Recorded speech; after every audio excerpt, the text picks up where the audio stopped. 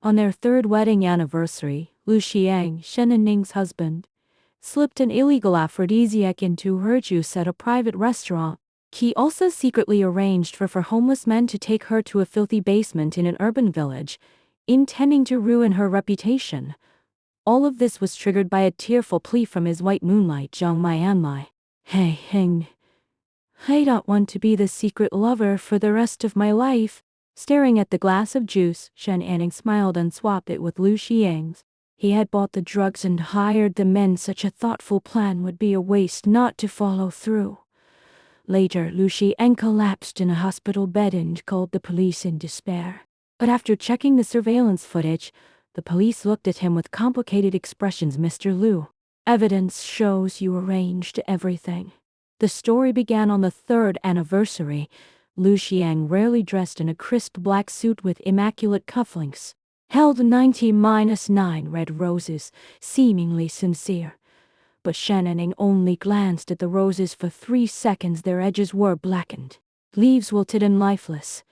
The flower's decay mirrored her hollow, loveless marriage with Lu Xiang. Lu Xiang handed her the roses, his voice sickly sweet. Anning, you've worked hard these 3 years. Shen Anning almost choked on his fake concern. She had indeed suffered greatly, all because of him and Zhang Mian. In the first year of marriage, Zhang Mian returned from abroad, claiming she was heartbroken after a breakup and afraid of living alone. Lu Xiang immediately gave her a luxury penthouse near his company, ignoring Shen Anning's feelings. In the second year, Zhang Mian's business failed, leaving her heavily in debt. Lu Xiang hugged Shen Anning, pretending to pity Zhang Mian, then transferred 3 million yuan to her without hesitation. In the third year, Zhang Mian's cat lost a tuft of fur, and Lu Xiang rushed to her side overnight. When Shen Anning questioned him, he snapped, Shen Anning, how can you not tolerate a cat? Shen Anning laughed bitterly. Zhang Mian's cat ate imported canned food. While she survived on his empty promises, she couldn't tolerate the cat? Even the cat would call her a sister wronged if it understood. Halfway through dinner, the waiter brought 2 glasses of fresh orange juice. Lu Xiang pushed the left one to her. Your stomach is weak. Drink juice instead of alcohol. Shen Anning noticed his clenched fist. She knew him for 8 years. He always did this when lying. She stared at the bright orange juice, glistening with condensation.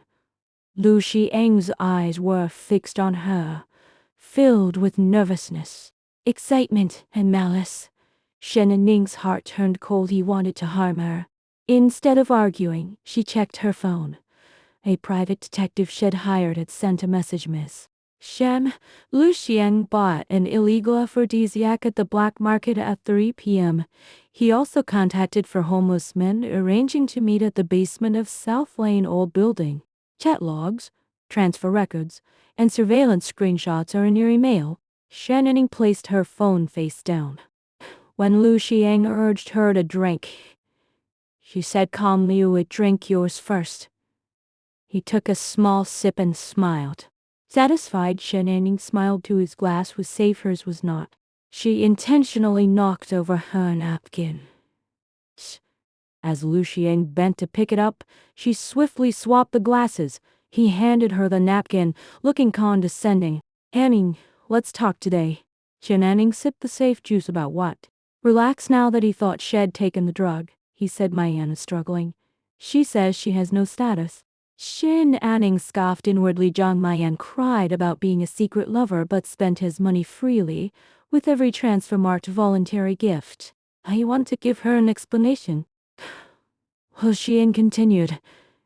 Let's divorce. Shen Anning was not surprised.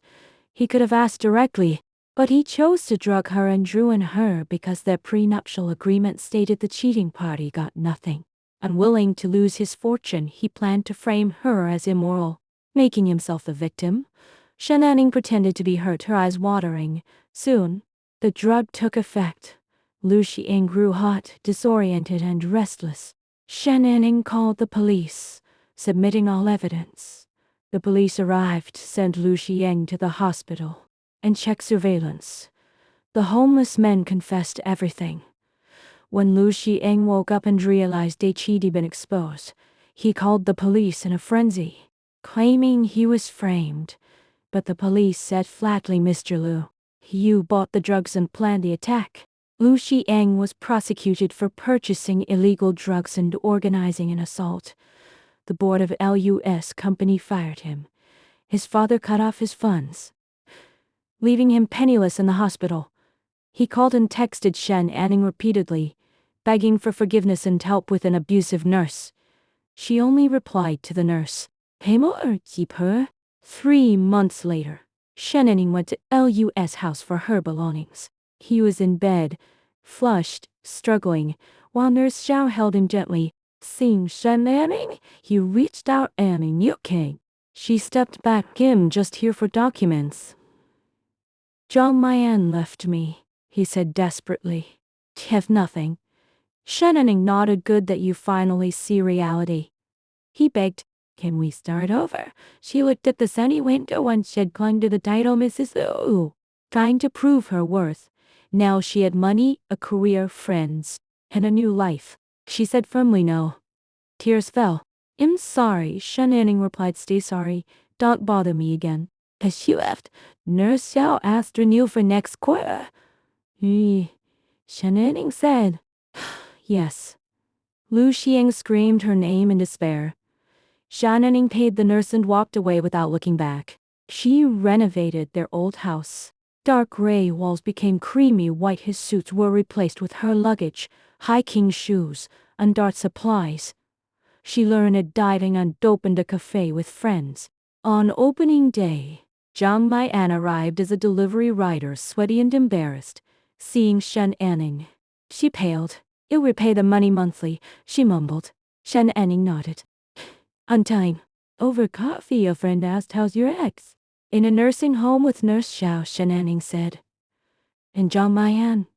"Working to repay debts." Her friend raised a glass. "And you?" Shen Anning looked at the bustling street outside, free and clear. "I'm living a good life. No Liu Xiang, no Zhang Maian. No forced generosity or unrequited love. Just me, free, clear-headed, and financially stable. This is better than any anniversary."